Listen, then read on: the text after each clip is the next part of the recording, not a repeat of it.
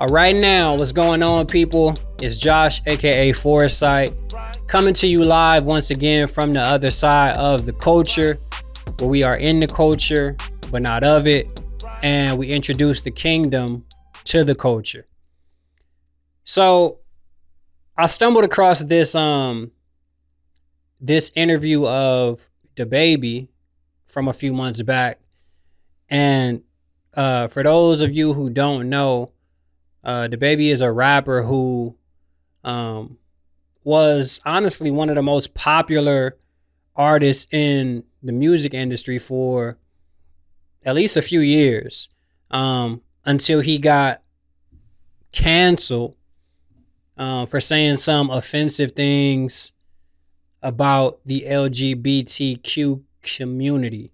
And this was at a show of his, I think at the Rolling Loud Festival in 2021, I believe. And this video is not about cancel culture or learning how to not be canceled or whatever. None of that, right? I personally don't really care about cancel culture.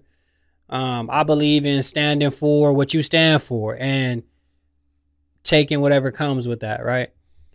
But anyway, he said something in this interview that put a few Bible verses on full display, in my opinion.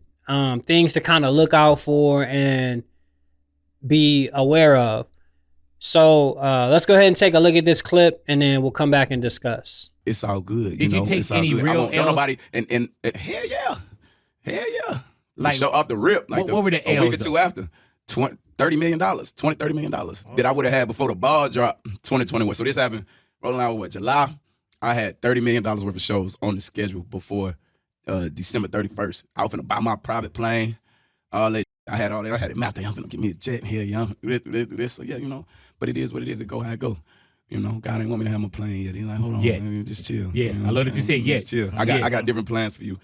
So we rock how we rock. You know what I'm saying? We just. So the thing that jumps out at me from this whole situation is, just how much we have to be mindful that, your situation can change overnight. Like literally from one night to the next, you can have a completely different situation. I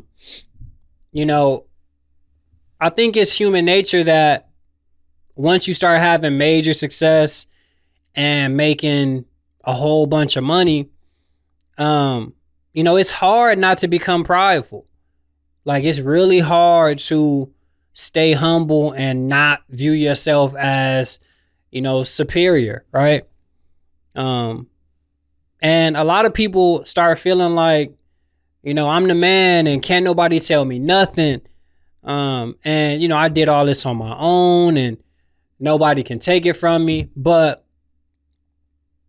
that's a dangerous mindset to have, because not only can you be canceled by society, that's really the least of your worries, or should be the least of your worries, because God himself often humbles the prideful.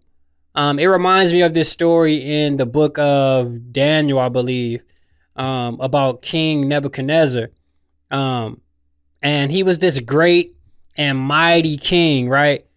But he became full of himself, and he started to be consumed by his own power and glory until God humbled him, right? And took his royal authority away from him. The Bible says that he was driven away from his people, and lived with wild animals and ate grass like an ox.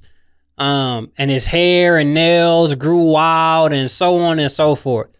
And God told him that he will remain in that condition until he acknowledged that God is the ruler of all things on earth. And that he gives these things to who he pleases, right? And, the Bible says that after a set amount of time, the king acknowledged God, right? And then his sanity was restored. And then he praised and honored and glorified God.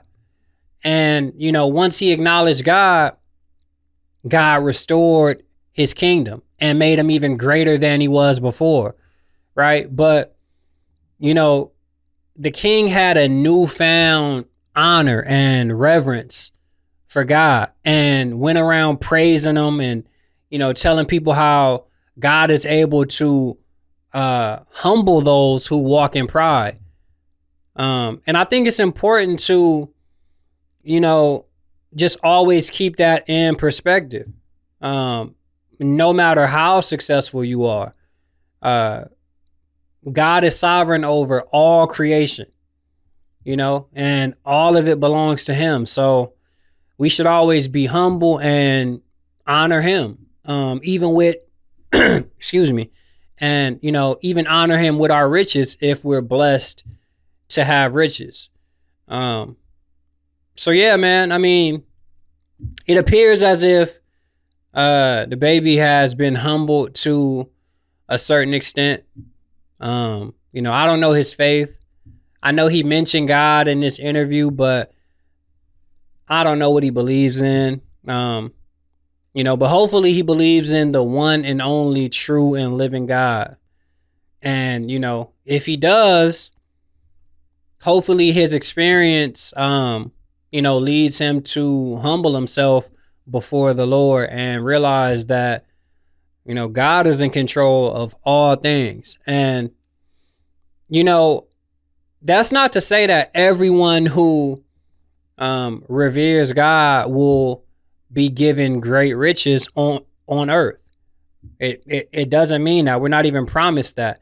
Even though God can definitely give great wealth to whom he pleases, that is not promised or guaranteed. Excuse me. You know, the Bible says that we store up for ourselves treasures in heaven.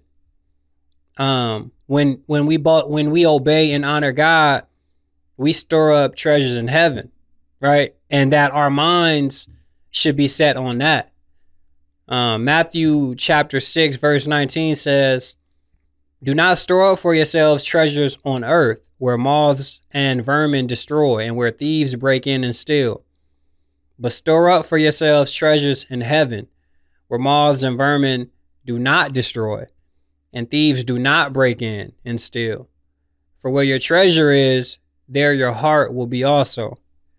1 Peter chapter 1 says that, you know, our inheritance is kept for us in heaven, and that it can never perish, spoil, or fade. So, you know, that's what we ultimately do it for. But yeah, I mean, I thought this was a good cautionary tale, you know, to remind us to always stay humble and acknowledge God in all things. Anyway, get in the comments. Let me know what y'all think. Make sure you like and subscribe. The link to my music and the link to my Instagram will be down in the description. Go ahead and check those out, and I will holler at y'all next time. All right now.